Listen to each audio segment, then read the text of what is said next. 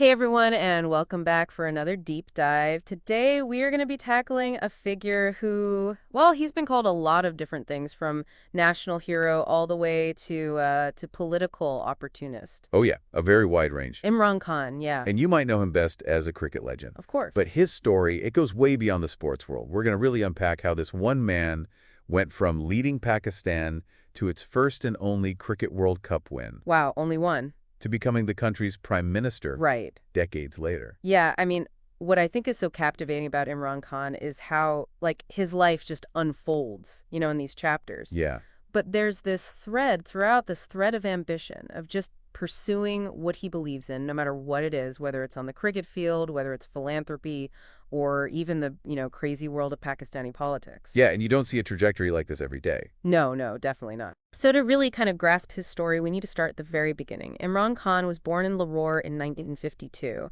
Not exactly born into poverty or anything, Right. but his middle-class upbringing really emphasized education. I think that's actually key because it speaks to that foundation of discipline and that drive that he would become known for.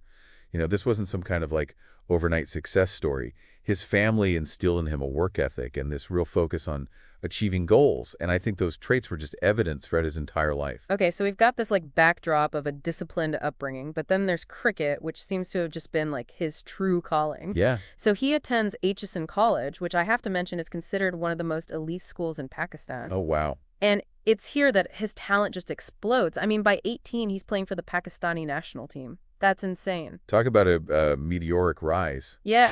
And it's not just that he was good at cricket, right? Like, he became a global superstar in the 70s and 80s.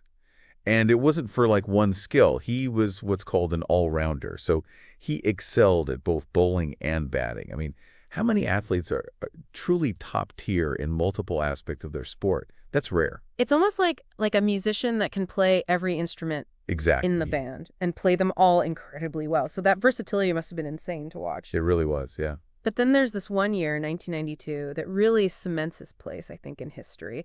This is the year that he captained Pakistan to its first ever Cricket World Cup win. Historic, yeah. What must that have felt like? I mean, can you imagine that? Just the weight of a nation's hopes on your shoulders, right?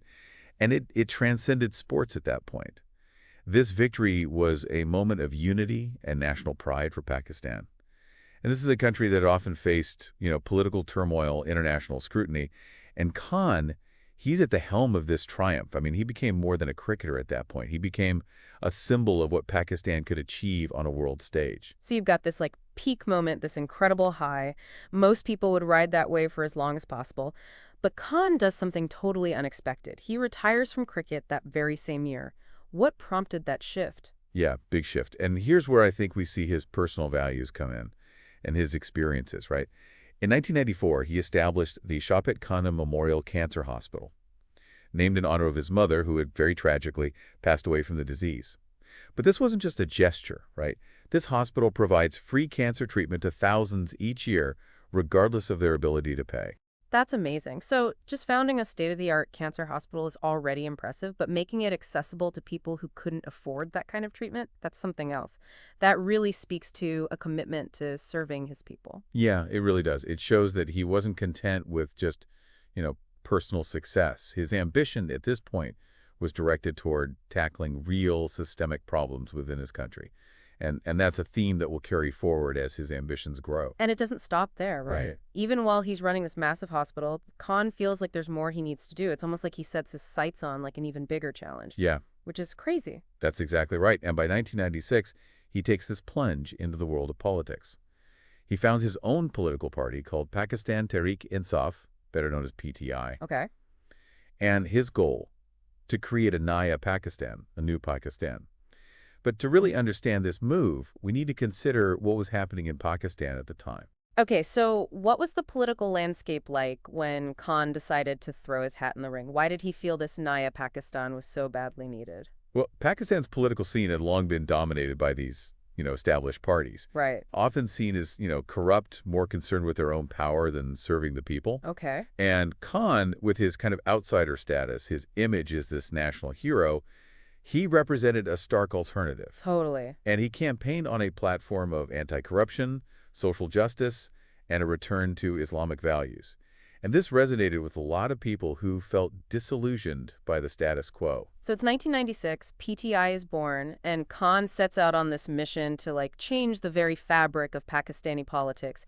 But I'm guessing it wasn't an easy ride to the top. Oh, no, no, an easy ride, not even close. Pakistani politics, I mean, it's known for being incredibly complex.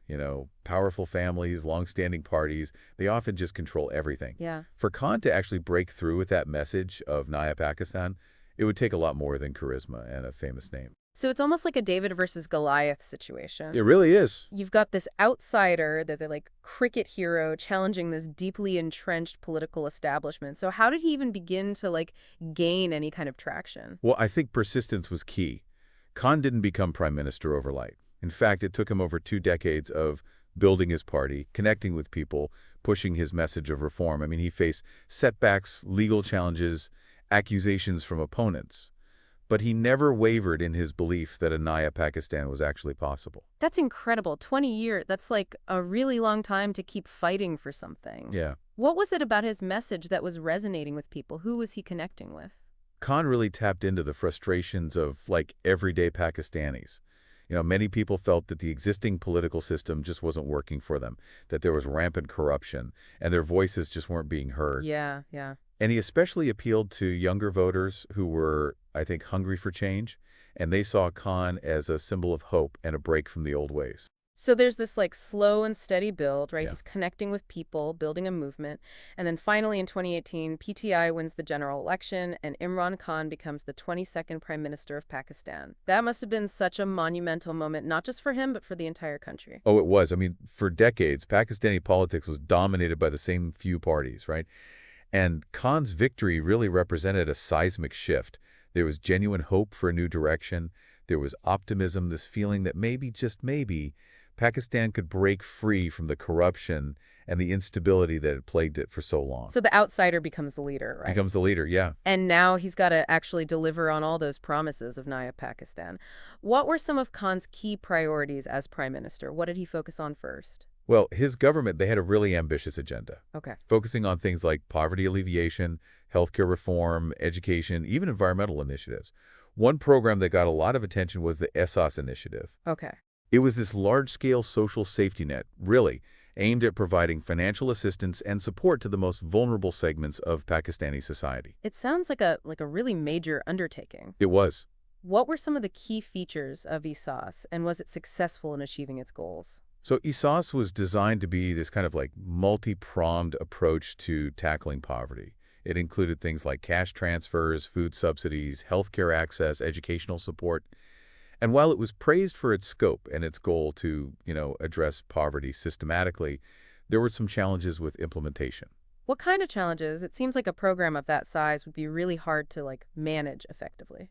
You're right. I mean, rolling out a program like that across a country as vast and diverse as Pakistan, it's no easy feat. There were concerns about bureaucratic hurdles, delays in getting aid to those who needed it most, even allegations of corruption within the program itself. Oh, wow. It's a reminder that even with the best intentions, translating policy into results on the ground can be incredibly difficult.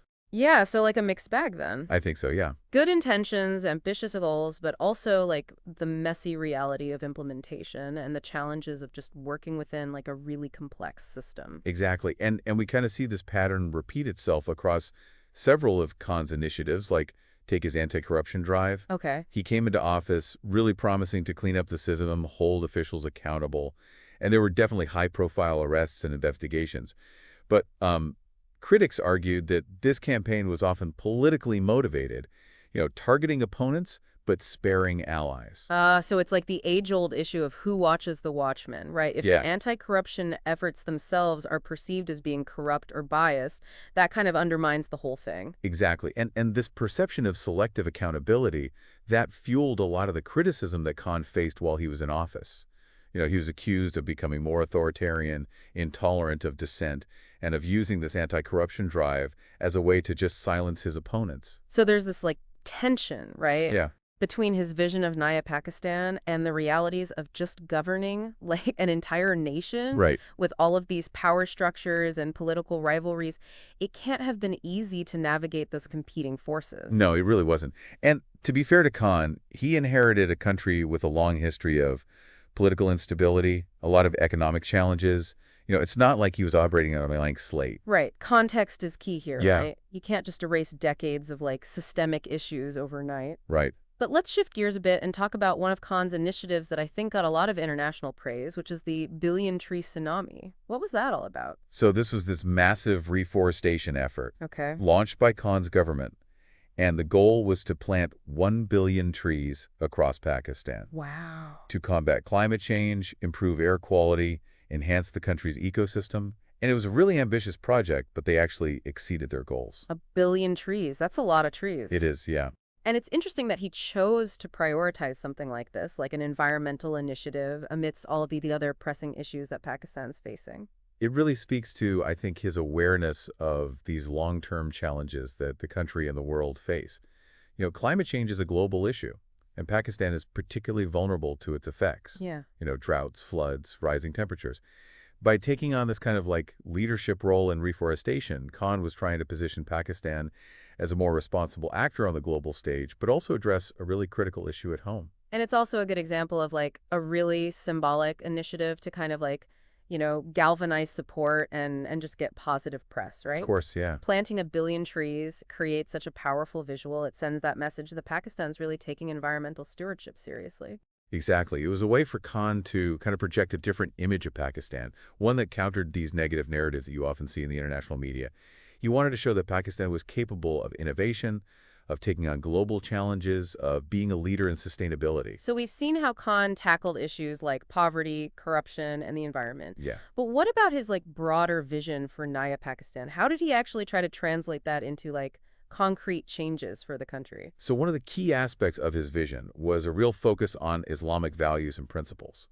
He often spoke about creating a welfare state, kind of modeled after the Islamic concept of Riyasat-e-Medina, Okay. which refers to the socio-political model of the early Islamic state established by the Prophet Muhammad in Medina. So for listeners that aren't familiar with this idea of Riyasat-e Medina, can you unpack that a little bit? What are some of the key principles that Khan was really drawing on? Sure, sure. Khan was advocating for a system that really prioritized social justice, fairness, the well-being of all citizens, regardless of background or status. Okay. He emphasized things like compassion for the poor, equitable distribution of resources, a strong emphasis on education and moral values. It was a way for him to connect his political vision to those really deeply held religious beliefs of many Pakistanis. He's trying to like bridge the gap between modern governance and traditional values. Yeah. Was this approach well received? I mean, it resonated with a lot of people, especially those who felt that Pakistan had strayed too far from its Islamic roots and that, Western models of governance just weren't suitable for the country. Yeah. But it also drew criticism from those who felt that he was maybe using religion for political gain, or that his interpretation of Riyasat-e-Medina was a bit too selective and didn't fully address the complexities of modern-day Pakistan. It sounds like a really like delicate balancing act, right? It is, yeah. Trying to like appeal to religious sentiment while also navigating, just the realities of governing a nation that's diverse and complex. Right, and it's one of the many contradictions that kind of define Khan's time in office. He wanted to create this Naya Pakistan that was both rooted in tradition but also embraced progress. Reconciling those two sometimes conflicting aspirations proved to be a difficult task. And ultimately, despite his best efforts, his time as prime minister was cut short. In 2022, he was ousted from power after a vote of no confidence in parliament. What led to his downfall? A number of factors. Okay. The economy had been struggling, inflation was rising, there were concerns about his handling of various crises. Some people just felt he'd become too autocratic, too focused on consolidating his power. There was a sense that he hadn't really delivered on a lot of his promises. So kind of like a combination of economic woes, maybe some political miscalculations, and a growing sense of like disillusionment among those who initially had put so much hope in him. Yeah, I think that's a fair assessment. And it's worth remembering that Pakistani politics is notoriously volatile. No prime minister in the country's history had ever completed a full 5-year term before Khan. So in some ways, his removal from office, while it was dramatic, it wasn't entirely surprising. It highlights how precarious like holding on to power can be, especially in a system as complex and often just unpredictable as Pakistani politics. Right. And even with, the charisma, the ambition, and the good intentions, governing a nation is a monumental task, and success is never guaranteed.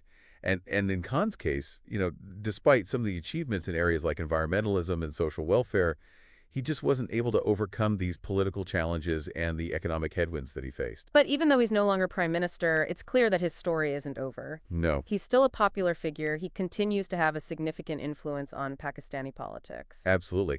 And his supporters, they view him as a victim of a conspiracy, Okay. a leader who was unfairly removed from power by a corrupt establishment. And his critics, they argue that his ouster was a necessary course correction, a chance for Pakistan to get back on track.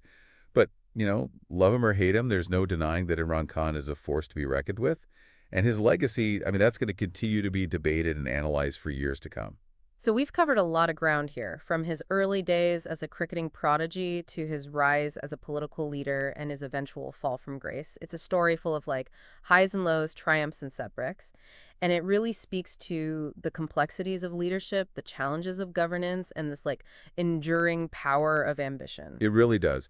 And I think the biggest takeaway is that, Imran Khan, much like the country he led, he defies easy categorization. Yeah. He's full of contradictions. He's a figure who embodies both the hopes and the frustrations of a nation that's really grappling with its identity and its place in the world. And as we try to make sense of his legacy, it's so important to resist the urge to simplify or to demonize. We need to really engage with the nuances, to acknowledge the good and the bad, and just recognize that even the most iconic figures are ultimately human. Well said. And that's what makes Imran Khan's story so compelling. It's a reminder that history is rarely black and white, that even the most ambitious dreams can be thwarted by the realities of power, and that even in failure, there are lessons to be learned. Yeah, I completely agree. Now, you mentioned that Khan's removal from office was seen by some as a necessary course correction. So what did the political landscape look like after his departure? Well, after his ouster, a coalition government came to power led by Shehbaz Sharif Okay. of the Pakistan Muslim League Nawaz, or PMLN. This was a return to those more traditional power structures that Khan had really tried to disrupt. So in a way, it was like a step back towards the old way of doing things, the very system that Khan had campaigned against. You could definitely see it that way. And it's interesting to note that many of the challenges that Khan faced during his time in office, economic instability, corruption, political polarization, those continued to plague the new government as well. It really highlights how deeply rooted these issues are and how difficult it is to actually achieve meaningful change in a system that's just often so resistant to reform. It sounds like a case of meet the new boss, same as the old boss. Right? But what about Khan's supporters? Yeah. They must have been incredibly, disillusioned, right? Noah, By his removal from office. How did they respond? they were outraged. Yeah. His supporters, they make up a really significant portion of the population. Okay. And they viewed this ouster as this, politically motivated coup orchestrated by the establishment and backed by foreign powers. So they saw it as a betrayal, Yeah, a deliberate attempt to silence a leader who was challenging the status quo. exactly. And they took to the streets in these massive protests, demanding Khan's reinstatement, denouncing what they saw as just a completely rigged system. So it really speaks to, I think, the level of devotion that he still commands even after being removed from power. It does, yeah. He clearly tapped into something, like a deep well of frustration and a desire for change that still resonates with people. Absolutely. And you have to remember that Khan's appeal, it goes beyond just his political platform. Yeah. He's really cultivated this image as a man of the people, someone who's not afraid to, speak truth to power, and who really stands up for the interests of ordinary Pakistanis. It's almost like he's become this symbol of defiance, like a rallying point for those who feel like they've been marginalized or ignored by the political elite. That's a great way to put it. And it's this image, it's this persona that he's cultivated that makes him such a potent force in Pakistani politics, even though he's not in power. So we've seen the rise, we've seen the fall, we've seen kind of the aftermath. What about the future? Yeah. What lies ahead for Imran Khan? Will he try to regain power? What role will he play in shaping the political landscape of Pakistan moving forward? That is the million-dollar question. Khan has shown remarkable resilience throughout his career. Bouncing back from setbacks, reinventing himself. He's definitely not one to shy away from a challenge. Exactly. And even though he's facing legal challenges, political pressure, he remains defiant vowing to continue this fight for Naya Pakistan. So he's not going anywhere anytime soon. He's still got that, like, fire, that drive to make a difference, even if the path forward is uncertain. Oh, yeah, absolutely. And regardless of whether he succeeds in, returning to power, I mean, his impact on Pakistani politics is just undeniable. He's shifted the conversation. He's energized a whole new generation of voters. He's challenged these traditional power structures that have dominated the country for so long. And he's shown the world that a charismatic outsider, someone with, like, a compelling vision and this deep connection with the people, that they can disrupt the established order and force a national reckoning. Yeah, and that in itself is a significant achievement. It's a reminder that change is possible, even when it seems like the odds are stacked against you. It also highlights the importance of leadership, right? Yeah. Of having individuals who are willing to challenge the status quo, speak truth to power, and inspire others to believe in a better future. Well said. And as we continue to follow Khan's journey, it's going to be fascinating to see how his legacy evolves, how his story continues to unfold, what impact he'll have on the future of Pakistan. It's interesting to think about how individuals like Imran Khan, I mean, they just become these lightning rods for a nation's hopes, their frustrations, their anxieties. It's almost like their personal journeys get completely intertwined with the fate of the entire country. Yeah, that's true. And in Khan's case, he very deliberately positioned himself as the embodiment of that Naya Pakistan, right? Like a clean break from the past, this chance for a fresh start. And that kind of messaging, it can be really powerful, especially in a country like Pakistan, which has gone through, its share of turmoil and disappointment. For sure, and we've talked a lot about, the big picture stuff, his political ambitions, the challenges he faced as prime minister, his removal from office. But I'm curious about some of the specifics, like what were some concrete achievements that his supporters point to as like evidence of his success? Well, one area where his government actually received a lot of praise was healthcare. They expanded health insurance coverage through this program called the Sahat Sahula program. Okay. And the goal was to make quality health care more accessible and affordable to millions of Pakistanis who, they just couldn't afford it before. Like a national health insurance scheme. Yep. That's pretty ambitious, but was it actually effective? Healthcare systems are really complex, especially in developing countries. It's definitely a complex issue, and there were certainly challenges in rolling out a program of this magnitude. But the Sihat Sahulat program was generally well received. It was seen as a genuine effort to address this major problem, and it really did make a difference in the lives of, people who could now access treatment without facing financial ruin. That's a huge accomplishment. It shows a real commitment to improving the well-being of the population, which is really what good governance should be about. Exactly. And it wasn't just about, like, handing out insurance cards. Khan's government also focused on building new hospitals and clinics, especially in rural areas where, healthcare access had been very limited. Okay. They worked on improving the quality of care and addressing things like maternal and child mortality rates. So like a multi-pronged approach, focusing on both access and quality. That's really encouraging to hear. It is, and it's a good example of, how Khan's government was able to achieve some, like, positive results, even with all the political drama and the economic challenges that were, happening at the same time. Speaking of challenges, we can't ignore that his tenure was also marked by, a fair bit of controversy. His critics were pretty vocal, accusing him of, well, everything from being too authoritarian to economic mismanagement. What were some of the key criticisms that he faced? One of the most persistent criticisms was that his anti-corruption drive, while it was well-intentioned, it was often, I think, selective and politically motivated. Yeah. Opponents argued that he was using it more as a tool to target rivals while protecting his allies. The classic selective justice accusation, that can be super damaging to a leader's credibility, especially someone who comes to power promising to clean up the system.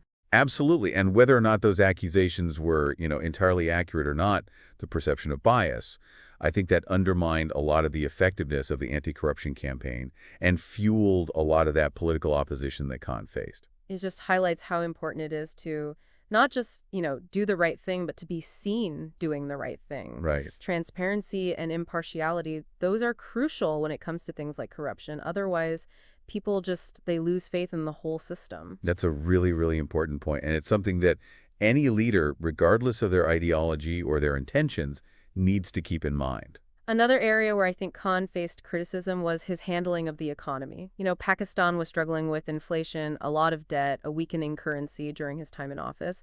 So how much of that can we attribute to his policies, and how much was it due to external factors that were just outside of his control? It's really tough to separate those things, right? Like all the different factors that contribute to a country's economic performance, There are always internal forces and external forces at play. In Pakistan's case, they were dealing with these global economic headwinds, rising energy prices, and then the lingering effects of, the COVID-19 pandemic. Right, so almost like a perfect storm of global challenges hitting at the same time. Exactly. That's a tough situation for any leader. It is. And while some argue that Khan's government made, some poor economic decisions, others contend that they were mostly just like victims of circumstance.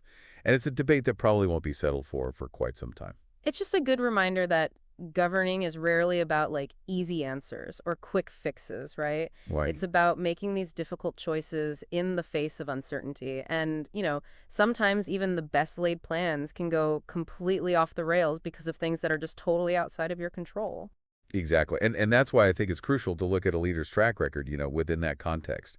You can't just focus on the results without thinking about, like, the circumstances that they were dealing with. So we've touched on some of the successes, some of the controversies of his time in office, but let's zoom out a bit and think about like the broader arc of his journey, right? He goes from this world-renowned cricket star to a philanthropist to a political leader. Wow. Yeah. How do you think those different experiences like shaped his worldview, his approach to leadership? That's a great question. It's clear that Khan's time in cricket, especially as captain of the Pakistani national team, that really instilled in him a strong sense of discipline, determination, and the importance of teamwork. And those are all qualities that we see throughout his life, throughout all of his endeavors. Yeah, I mean, it makes sense to captain a team at that level under that kind of pressure. I mean, that must have been incredible training for the world of politics. Oh, for sure. You got to be able to make these tough calls, inspire your team, handle setbacks with grace. Exactly. And you have to be able to think strategically, anticipate your opponent's moves, adapt to like constantly changing conditions.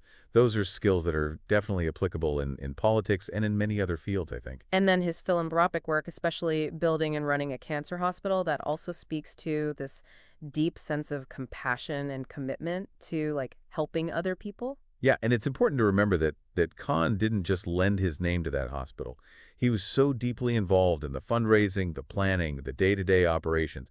Like, he really put his whole self into making it a success. That's a pretty impressive level of commitment. It shows that his desire to make a difference, it wasn't just about political ambition, right? No? It came from a place of like genuine personal values.